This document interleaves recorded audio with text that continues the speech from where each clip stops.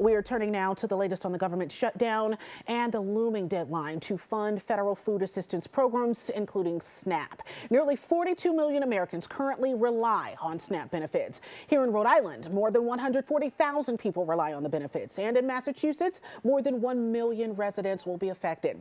Food banks all across the country and here at home already seeing longer lines and shorter supplies. When you think about in terms of SNAP going away, that's a $29 million hit to the state every single month.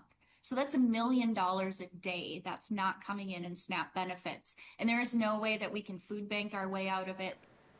State leaders are blaming the president and lawmakers in Washington for failing to protect a program that feeds so many.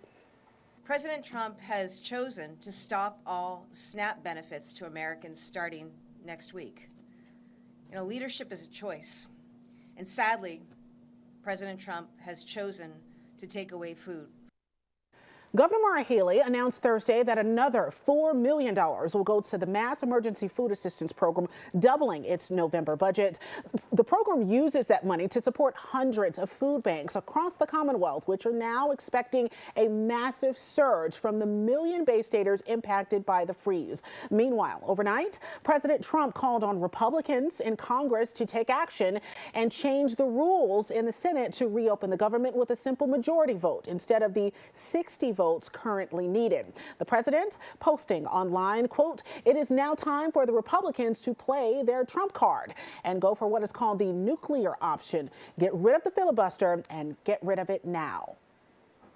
Now, a federal judge in Massachusetts is deciding whether to pressure the Trump administration to release contingency funds for SNAP benefits. A coalition of more than 20 governors and attorneys general, including Rhode Island and Massachusetts, are suing the administration to prevent billions of dollars in cuts. During Thursday's hearing, the judge said a ruling could be expected within a day. However, the judge seems to be leaning towards siding with the states. During the hearing, the judge said she views the government shutdown as an emergency, which is what the $5 billion emergency fund covers. Lawyers for the federal government argue the funds would not cover all disbursements, and lawyers for the plaintiffs argue partial payments are better than none.